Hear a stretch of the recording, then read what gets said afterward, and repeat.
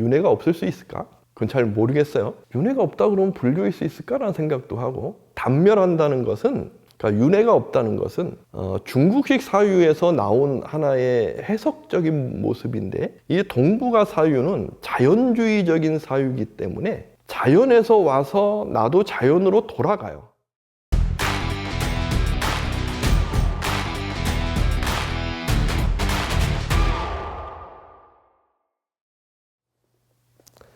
안녕하세요, 무진입니다.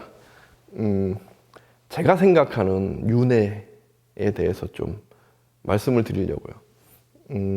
우리는 윤회를 하죠. 윤회가 없을 수 있을까? 그건 잘 모르겠어요. 저는 윤회가 없다 그러면 불교일 수 있을까라는 생각도 하고, 단멸한다는 것은, 그러니까 윤회가 없다는 것은 중국식 사유에서 나온 하나의 해석적인 모습인데, 중국이라는 동북아, 중국이라고 하면 안 될까요? 동북아, 우리나라도 그렇고 일본도 그렇고, 이 동북아 사유는 자연주의적인 사유이기 때문에 자연에서 와서 나도 자연으로 돌아가요. 그래서 나라는 존재는 그냥 자연의 어떠한 물질과 기운이 이루어졌다가 사라지는 거죠. 그러니까 단멸하는 거예요. 이것은 동북아 중국의 고유한 사유였고 일반적인 사유였어요.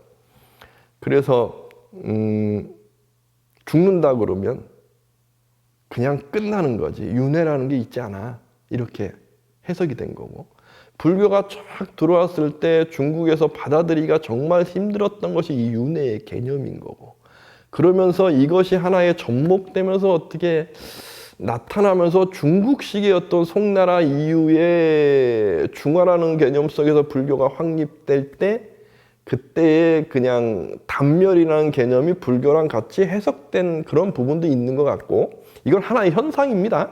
현상인 거지, 윤회가 없다라는 것은 불교라는 큰 체계 속에서는 이야기할 수 없어요. 다만 2500년 전에 부처님께서 말씀하신 윤회와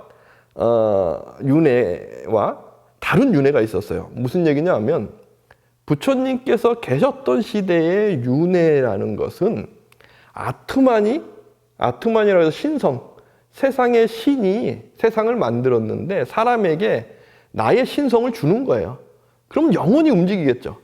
다만 형상이 사라졌다가 생겼다가 할 뿐이고, 또 신과 다른 이유는 거기에 사람마다 업이라는 안 좋은 기운이 붙어 있어서 신과 하나가 될 수가 없는 거고, 그래서 그렇게 윤회에 가는데, 윤회에 갈 때 업이 많이 붙어 있는 하충민은 그냥 신에게 그냥 충성하면서 그렇게 삶을 유지하다 보면 신의 축복이 있는 거고, 저 높이 있는 브라만들은 업력이 작으니까 이걸 고행을 통해서 딱 없애면 어느 순간 신과 하나가 될 수 있어 라는 개념이 있는 거고, 이러한 윤회가 있는 거고, 또 다른 윤회는 또 이렇게 자연이 이렇게 순행하듯이 사람의 몸이 기운이 딱 죽으면 자연계처럼 이렇게 구름을 갔다가 다시 태어나고, 이러한 개념의 윤회도 있는 거고. 그런데 부처님의 윤회는 이러한 윤회가 아닌 거예요. 연기의 윤회인 거죠. 연기의 윤회. 이거는 정말 분명하게 불자분들은 좀 아셨으면 좋겠어요. 부처님께서 연기를 설명하시고 계속 강조하신 것이 윤회가 없어 라고 해서 연기로서 말씀드린 게 아니고, 그 시대에 2500년 전에 윤회 그러면 이런 그 힌두이즘 바라문 계통의 윤회로서 해석하니까 연기로서 윤회를 말씀하시는 거예요. 연기로서 윤회는 뭘까? 무명이라는, 있어, 좋은 것도 있어, 뭐도 있어, 마음도 있어, 저것도 있어, 그러면서 고정된 실체로서 착각하는 것, 거기서부터 해서 윤회가 이루어지고 연기가 이루어지고 하는 것을 설명하시는 거거든요. 그러면서 그 연기로서 인간은 윤회하고 간다. 그래서 무명, 행식, 명색, 유깁, 촉수의 치유, 생로사. 그런데 여기에 여기에 중요한 것은, 연기에서 중요한 것은 변화하면서, 우리가 변화하고 있는데 변화하면서 나라는 존재가 내가 있어라고 착각하기 때문에 윤회의 틀을 벗어나지 못하는 연기한다.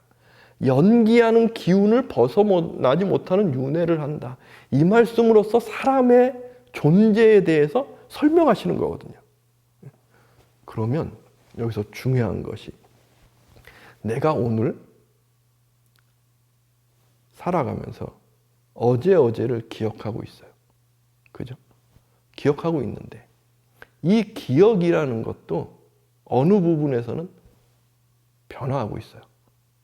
옛 기억을 정말 있는 그대로 기억한다는 것은 사람은 불가능해요. 왜? 나는 좋고 싫고 중독되는 탐진치라는 마음의 작용이 움직이면서 모든 마음이 이것을 비추고 있기 때문에 옛 기억도요, 내가 좋은 것만 기억하고 안 좋았던 것을 기억하고 중독되어져서 기억해요. 있는 그대로 보는 게 아니에요. 실상을 있는 그대로 중생은 바라보지를 못해요. 그 기억은 뇌라는 것에 저장돼서 기억이 작용하고 있고요. 그러다가 사람이 탁 죽으면 색, 수, 상, 행, 식에서 이 모든 기운은 좋고 싫고 중독되는 기운이 작용하는 거거든요.